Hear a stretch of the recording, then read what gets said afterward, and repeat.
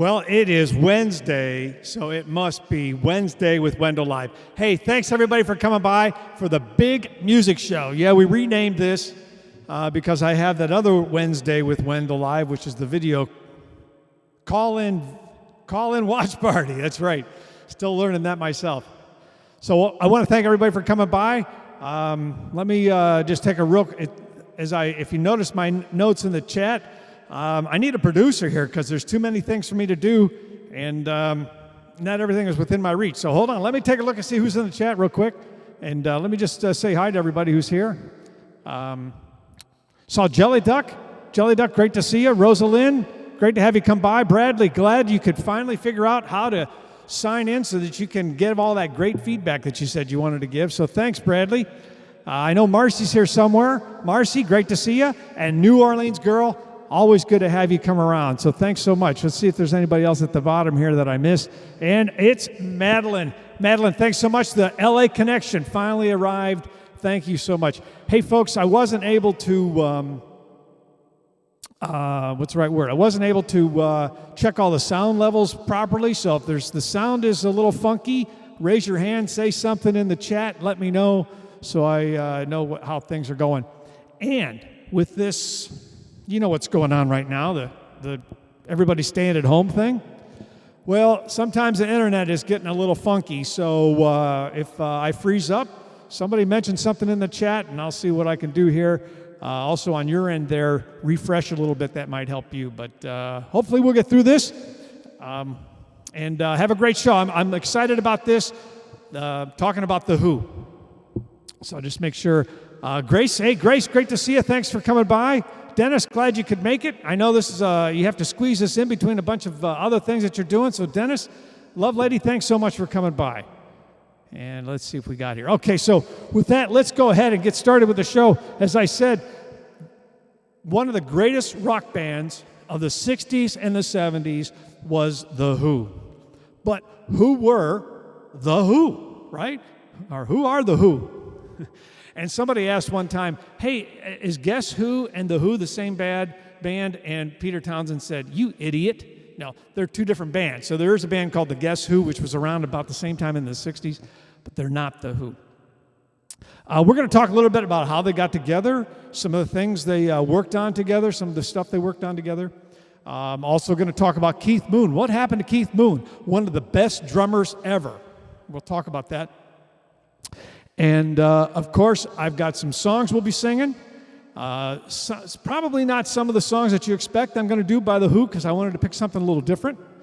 And what else here? Oh, yeah, of course, some karaoke so that you can sing along, too.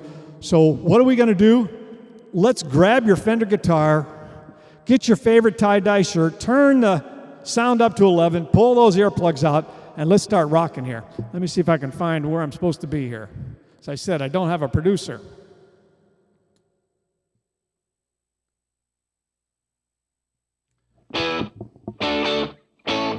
Let's get rocking.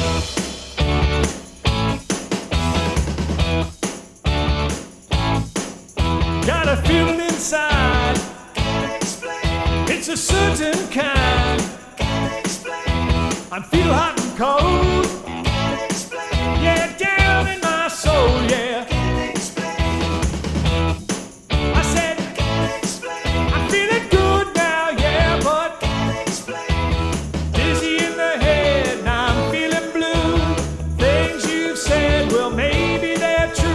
I'm getting funny dreams again and again. I know what it means, but can't explain. I think it's love trying to say it to you when I feel blue, but I can't explain. Can't explain. Yeah, hear what I say, girl. Can't explain.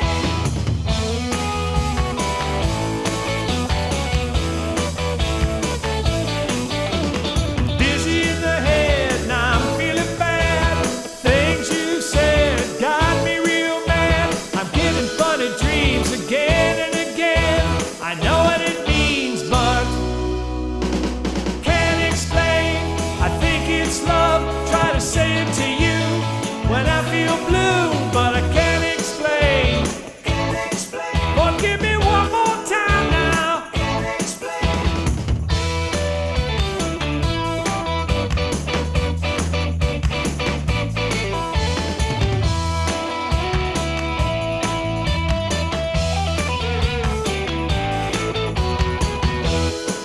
I said I can't explain, yeah.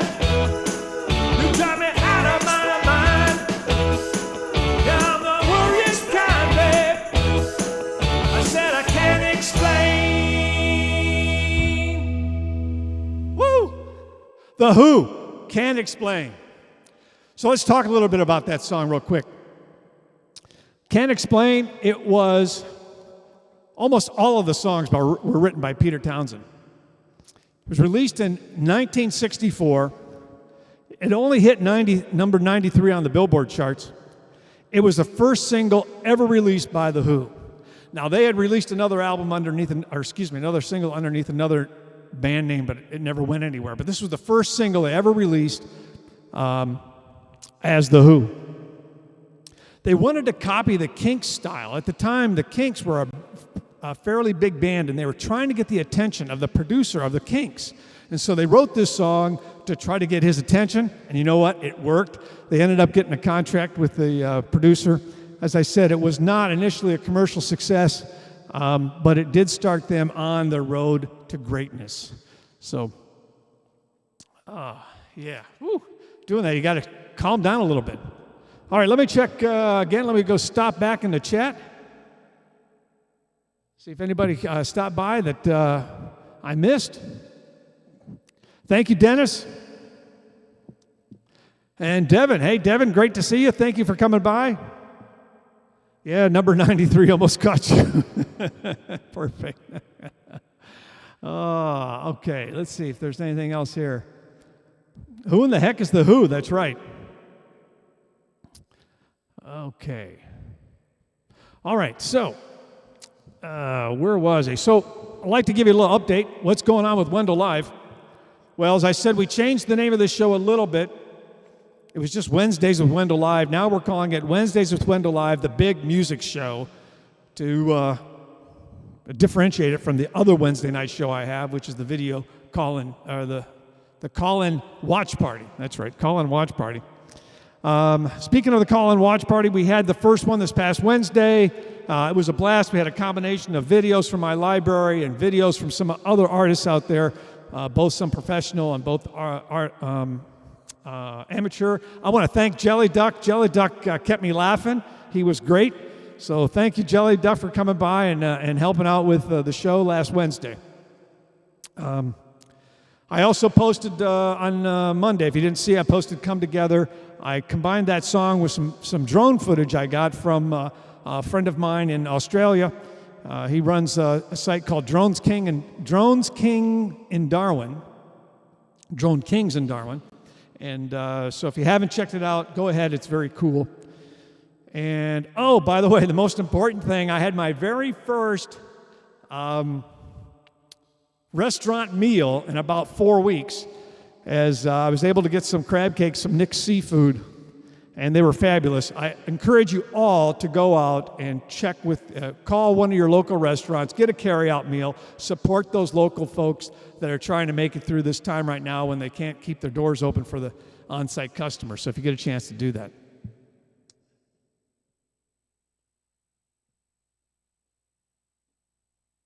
Okay, so who are The Who? Well, The Who was an English rock band. And they officially formed in 1964, right outside of London. The original lineup was Roger Daltrey, Pete Townsend, John Entwistle, who was the bassist, and, as I said earlier, Keith Moon, who was the drummer. They're considered one of the most influential bands of the 20th century. They've sold over 100 million records. Daltrey, Townsend, and Entwistle, I can never say his name, grew up in Acton, England, which is just outside of London.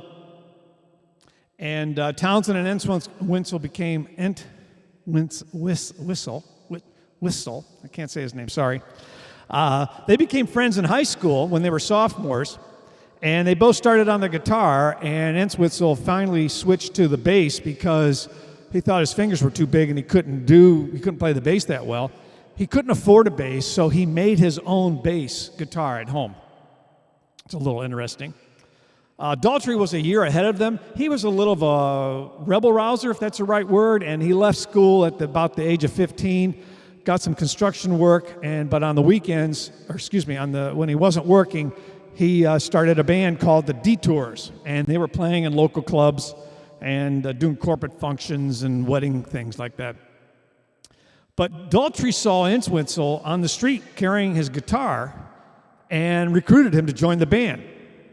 And eventually, as you would think, because Entwistle and Townsend were friends, he asked, hey, why don't we have Townsend become the guitarist?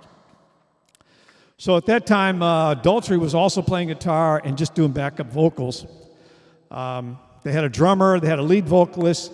They pretty much played instrumentals, some jazz stuff, some pop stuff. This was right around 1962. Eventually, Daltrey moved to lead vocals. Townsend ended up becoming the sole guitarist, and they started working as opening acts for other bands. And in early '64, they became aware of another band who was called the Detours, because they were calling themselves the Detours at the time. And so they started coming up with names. They started thinking of joke names. What are we going to call our band? Let's just call ourselves No One. Some of the other ones were The Group. They wanted to call themselves The Hair. But eventually, as you know, they picked the name The Who. So that's how The Who name came about. They said it had more pop punch, whatever that is. But in early '64, they'd already fired 2 drummers. They asked Moon to sit in, and he filled in for them at a gig. During the performance, Moon broke a drum pedal and broke 2 drum skins. And afterwards, they said, "Hey, we'd like you to join the band. We love your energy."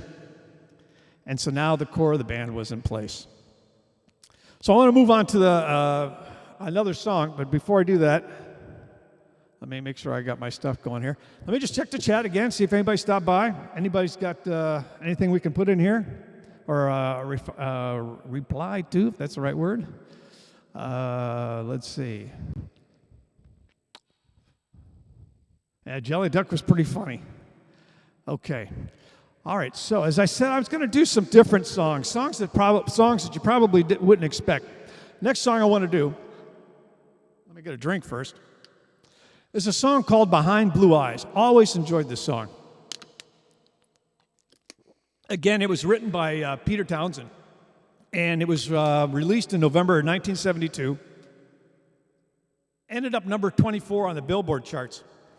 Townsend was writing a science fiction rock opera called Lifehouse. It never really went anywhere. He finally abandoned the project. But this song was intended to be for the villain in this science fiction rock opera called Lighthouse.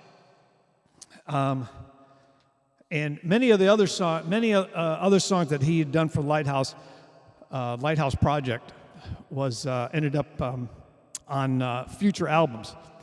It's one of their best known songs. It has been covered by many artists, even Limp Bizkit.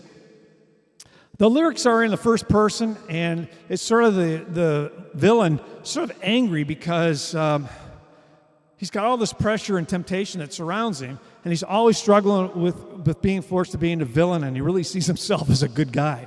All right, aren't we all just like the good guys? All right, let's move on. Behind Blue Eyes, The Who.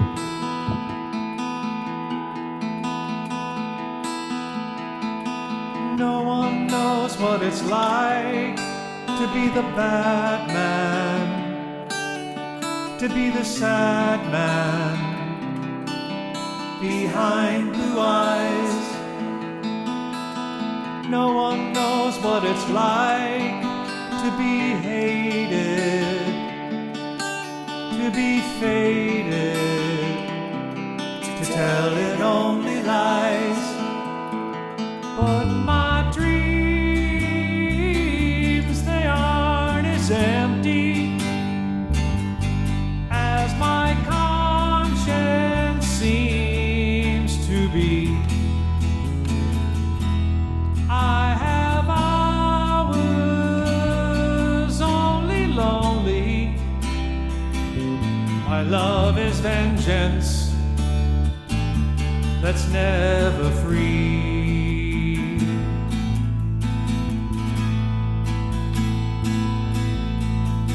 No one knows what it's like to feel these feelings like I do, and I blame you. No one bites back as hard on their anger. None of my pain and woe can show through. But my dreams, they aren't as empty as my conscience seems to be. I have hours only lonely. My love is vengeance that's never free.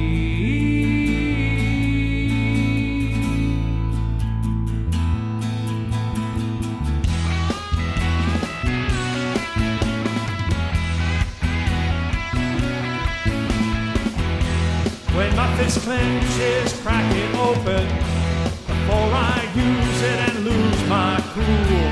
When I smile, tell me some bad news before I laugh and act like a fool. And if I swallow anything evil, put your finger down my throat. And if I shiver, please give me a blanket. Keep me warm, let me wear your coat.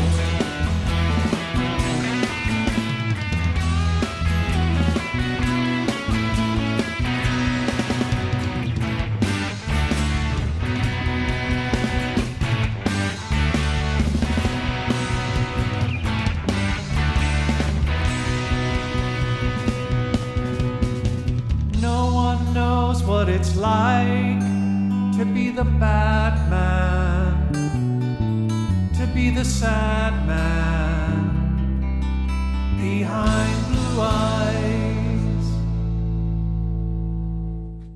Behind Blue Eyes, The Who. Yeah, I always liked that song. Ooh. All right, again, let's stop by our chat window. Hey, Susan, great to see you. Thanks for stopping by. Glad you're here. A little more hair, though. Yeah, let's talk about how is everybody doing in the hair category right now, okay? I mean, I haven't had a haircut in probably 6-7 weeks. This is the longest my hair has been since like high school. So, Ray Kelly, great to see you. Thanks for coming by. Thanks, Bradley. Yeah, I'm glad you guys like this choice. Hey, Chris Hope, great to see you. Thank you for stopping by also. Hope everybody's doing great tonight. But, yeah, let me just take a side trip real quick. See if there's anybody else there. Grace, great to see you still sticking around. Thank you. So, how is that hair thing going, all right? I mean, I'm sort of getting tired of it, but they're telling me here in Maryland it's going to be another at least 3 or 4 weeks. So who knows? Maybe I'll have the long hair look again, which it worked all right for me. So, well, let's move on to the next segment because I know you don't want to hear me jabber. You want to get me get to the songs. So I want to talk about Tommy. Tommy was one of their landmark albums. They were trying to do something to change. They were sort of, The Who was sort of going through a transition, if that's the right word, and they wanted to do something to try to get attention again, and so they put together this rock opera. He wanted, Townsend, as I said, Townsend pretty much was the writer for most of their tunes, almost all of their tunes, and he wanted to get away from these 3-minute pop tunes. And so their manager encouraged him, hey, why don't you do a rock opera? So he created the storyline for Tommy. The band loved the idea. They said, go with it. And they just gave him, what's the right word, artistic license to go work this Tommy album.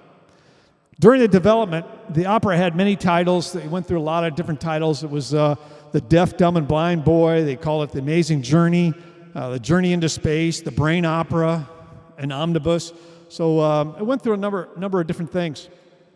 But eventually Townsend settled on the name Tommy because that was a common British name, and it was also a nickname for the World War I soldiers from the United Kingdom. They started recording in September '68. The album was released 9 months later. Think about that, 9 months later in May 1969. It was commercially successful. It reached number 4. It sold 200,000 copies in the first 2 weeks. 200,000 copies in the first 2 weeks. It's been awarded a gold for over 500,000 sales, and it's now sold over 20 million copies. I remember in college there was a guy in the hallway who had the London Symphony Orchestra version of Tommy. I loved that version. I could never find it.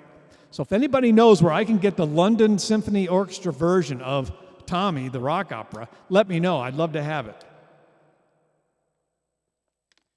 So there were 3 singles that came off of this. Pinball Wizard, I'm Free, and See Me, Feel Me. And they all reached a top 40 or better. The album was inducted into the Grammy Hall of Fame for historical artistic significance value. The Rolling Stone magazine ranked it. Tommy is number 96 in the top 500 greatest albums of all time. Now, I thought of performing a song here, but I really like my version. So it's my show, so I get to do what I want to do. I really like my version of the smash-up between Pinball Wizard and Folsom Prison Blues. So we're going to play that in a second here. But before I do that, let's talk about Pinball Wizard. It was released in March of 1969. It became number 19. And he wrote this because he was getting bad feedback from a New York Times editor. And he knew the New York Times editor loved pinball. So he literally wrote this song to try to appeal to the editor. And it worked. He got a favorable review after this came out. He did call it Townsend did call it one of the clumsiest pieces of music that he ever wrote. Nevertheless, the song was a commercial success and remains one of the most recognizable songs of Tommy. And with that, let's listen to my version of Pinball Wizard.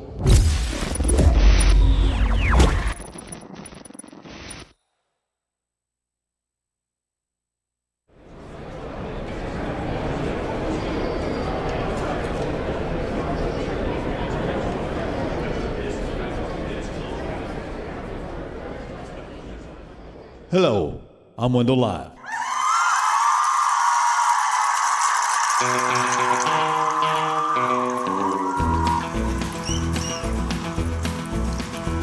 Ever since I was a young boy, I played the silver ball. From Soho down to Brighton, I must have played them all. But I ain't seen nothing like him in any amusement hall.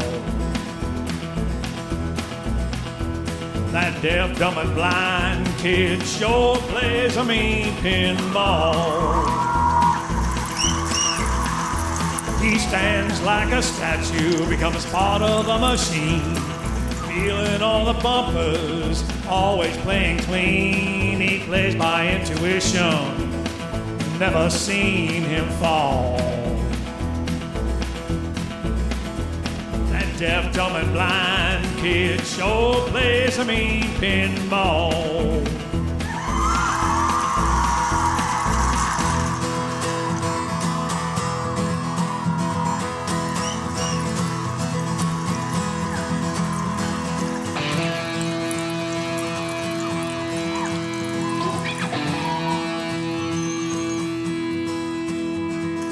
Ain't got no distractions, can't hear no buzzes and bells, don't see no lights a flashing. He plays by sense of smell. He always gets a replay. The digit counters fall. That deaf, dumb, and blind kid sure plays a mean pinball. He's He's a pinball wizard, there has to be a twist. A pinball wizard, he's got such a supple wrist. He's a pinball wizard, his score shoots even more. A pinball wizard, the world's new pinball lord.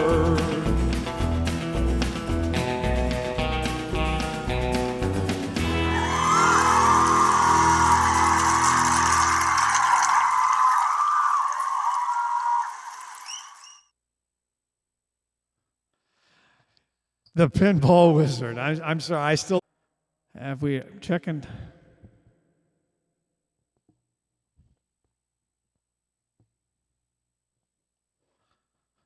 All right, waiting for the reconnection. There we go. Have we reconnected yet? There, okay, we're back at it, it looks like. Okay, thanks for sticking around. You know, every once in a while, these live shows, this is what happens. So real quickly, I noticed Dennis had to leave. I'm glad he could stop by for a little bit. Bob, again, thanks for coming by. Bradley, always making the great observations. No, those were inmates of Folsom Prison, as a matter of fact. So, and the reason I know all this stuff is because I've been around a long time, and I like this stuff. So there you go. Everybody has their weak spot. Mine is music trivia. So, okay, so let's go on. This is an interesting story. Let's talk what happened to Keith Moon. Okay, Keith Moon was noted for his unique style. He was very eccentric, and he often had a very self-destructive personality, if that's the right word. He was the band's drummer from the 60s to the 70s until he passed away. And he was recognized for his drumming style. He was left-handed, but he played right-handed. He emphasized tom-toms, cymbal crashes, and drum fills. In fact, Moon's drum kit steadily grew in size. He's been credited as one of the earliest drummers to regularly employ the double bass in his setup. So he had a double bass in his setup. He also developed a reputation for smashing his drum set on stage and also destroying hotel rooms. He was fascinated by blowing up toilets in the hotels. He started off using cherry bombs, then he progressed to M80s, and then he finally started using dynamite on toilets. By one estimate, they said he caused over $500,000 worth of destruction at hotels. And as you would expect, they were banned from a number of hotels. They were banned indefinitely from the Holiday Inn for some of the stuff they did at the Holiday Inn up in Flint, Michigan. He suffered a number of setbacks personally in the early 70s. Keith Moon did not drive. He did not have a driver's license, and he had a chauffeur, which was one of his best friends. His chauffeur was also his bodyguard. And one evening they went to a local bar in London that was pretty much a punk rock type of place. Well, Keith Moon shows up with his Bentley, his chauffeur, his girlfriend, and he's drinking brandy. And that didn't go over very well with the patrons. They just didn't like this. He didn't belong there. They chased him out. He gets in the car. His chauffeur gets in the car with him. They can't leave because everybody is crowded around the car, pushing on the car and everything. So the chauffeur gets out to try to get the people away. And Keith Moon decides he's going to try to move the car.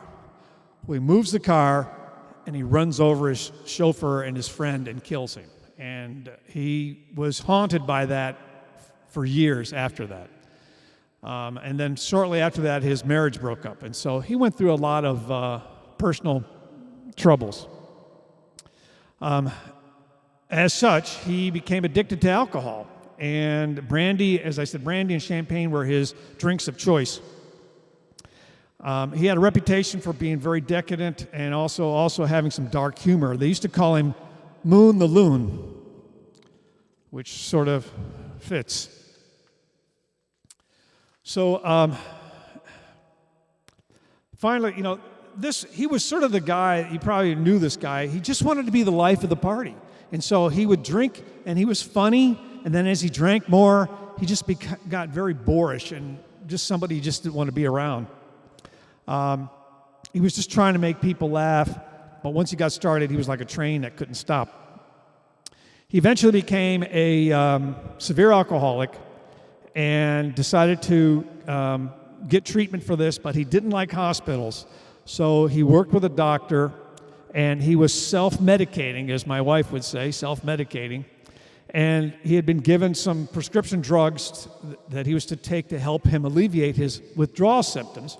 He goes out to dinner with his girlfriend and Paul McCartney and Linda McCartney. On the way home, him and his girlfriend get in a fight. He ends up taking 36 pills and died at the age of 32. So they've used, it's interesting to note that when he died in 1978, he was living in the same the same apartment that Cass Elliot had died in 4 years earlier. If you know the story behind Cass Elliot, she had died from a choking incident. So she actually died in the same hotel. There we go. Okay, we're reconnecting. All right, wasn't sure if you didn't hear. I wanted to at least give you the answer to the question if you didn't hear. But if you did, I'm just going to repeat myself, and that is their drummer, The Who has had since 1995, is Ringo Starr's son, Zach Starkey. And the funny story on this is that Ringo gave his son a guitar at the age of 10. And a few years later, Keith Moon gave him a drum kit, and he ended up playing the drums. So, all right, enough of this. Hey, time for you to sing. As I said, we always have a little karaoke so that you can join into. We're going to do Squeeze Box. Now let's talk about Squeeze Box a second. People think this is it's not about that. It's not about that, okay? I grew up in Northern Ohio, polka country of the world, Northern Ohio, okay? A Squeeze Box is what? It's an accordion, okay? It's an accordion. They're singing about an accordion. All right, you believe what you want to believe. November 1975, it came out. It was number 16 on the charts. The song was originally intended for a special that the Who were going to do in the United Kingdom, and the plan was that the members were going to sing this song with 100 topless ladies playing the accordion. So I can't make this stuff up. So. Squeeze Box and the Who, sing along. The words are going to be here, trust me.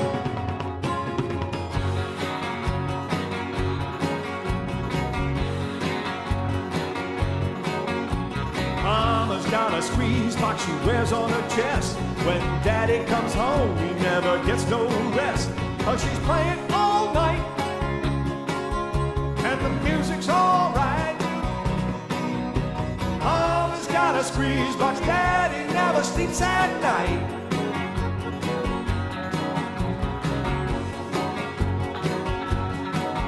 Well, the kids don't eat, and the dogs can't sleep. There's no escape from the music in the whole damn street.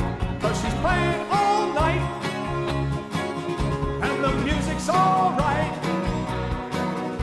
Mama's got a squeeze box, Daddy never sleeps at night.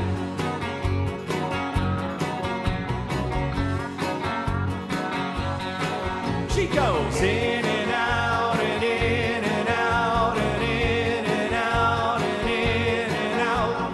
She's playing all night, and the music's all right. Mama's got a squeeze box, Daddy never sleeps at night.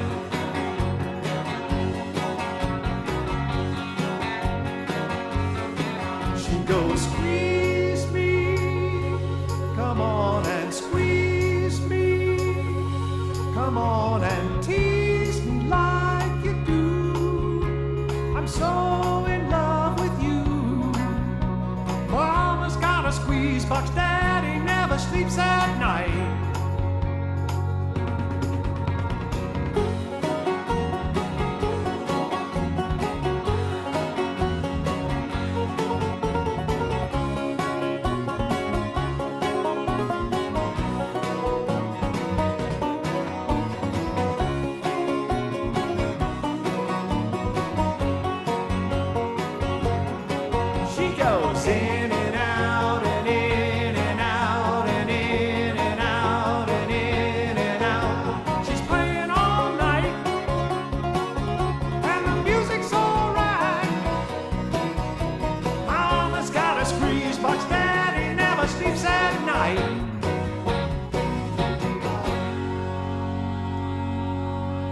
Greasebox, The Who.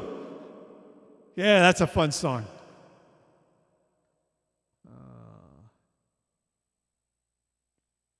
All right, let me stop off in the chat real quick here.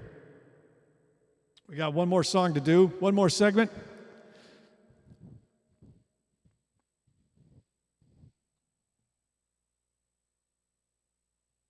Well, on my end, I can't get to the chat.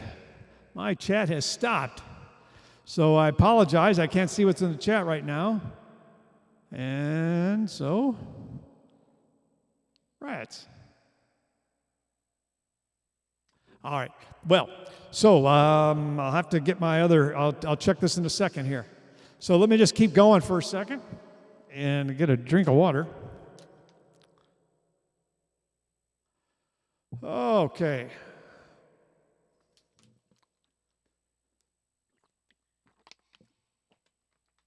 So, where are they now? Well, John Entwistle, he died of natural causes. Well, sort of. One day before the tour was supposed to start in 2002. He was 57 years old. He smoked a lot and had a heart attack, but he also had some cocaine in his system, so they think it was a combination of that caused the heart attack. So only Peter and Roger remain. Although they still tour with a group of musicians. Roger is 76 years old, okay? And Peter is, 74. These guys are still touring. They had a tour planned for 2020. As you would think, it's on hold right now. It was going to be in the United Kingdom. They had about 30 dates. But don't worry. Peter's net worth is about $105 million. Roger's is $185 million. And in 2019, Roger was the highest paid singer, earning $58 million in 2009. And guess what? December 2019, they had a new album. They released a new album called Who, not The Who, but Who. It became number one on the charts. First time they've had a number one on the Billboard charts since for 50 years. It was over 50 years. So guess what? At 76 and 74, they still got it. There's hope for me yet. There you go. Oh my gosh. All right, we're going to do one more song. Here's another one that never really made the charts, but it is one of their what's the right song? What right word? One of their signature songs, I guess I'd say.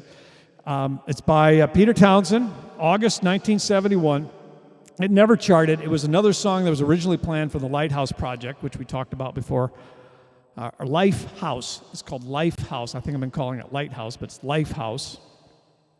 And the song is Getting in Tune. The song is Getting in Tune, and it's really just a song that reflects Townsend's feelings of the contradictions between his spiritual feelings at the time and his rock star persona. Let's do this song, Getting in Tune, The Who.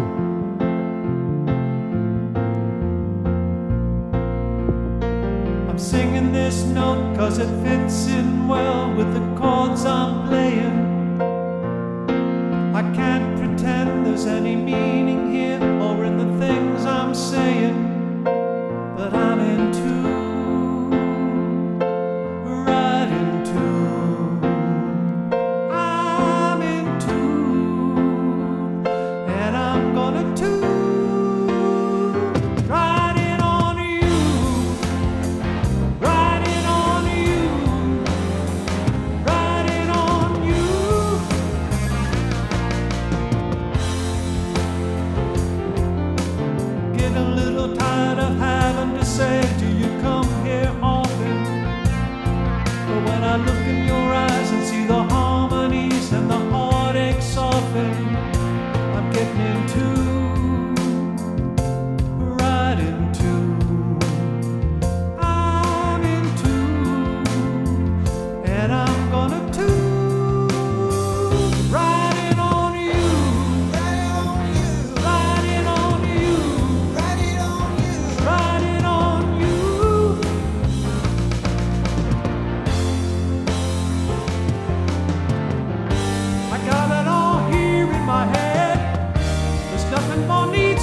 said.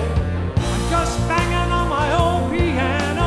I'm getting in tune to the straight and narrow. Getting in tune to the straight and narrow. I'm getting in tune to the straight and narrow. Getting in tune to the straight and narrow. Now I'm getting in tune to the straight and narrow. Getting in tune to the straight and narrow.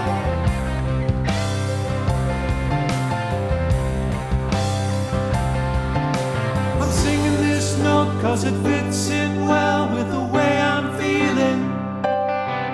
There's a symphony that I hear in your heart, sets my head a reeling. That I'm in tune, right in tune.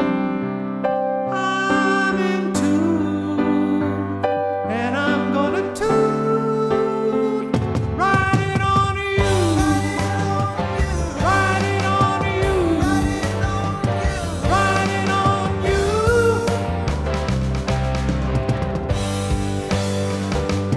Baby with you, Baby with you, baby with you, baby with you.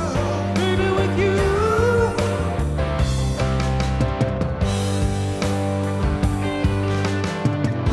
I've got it all here in my head. There's nothing more needs to be said. I'm just banging on my old piano. I'm getting in tune to the straight and narrow. Getting in tune to the straight and narrow. Getting in tune to the straight and narrow. Getting in tune to the straight and narrow. Getting in tune to the straight and narrow. Yeah, I'm getting in tune to the straight and narrow.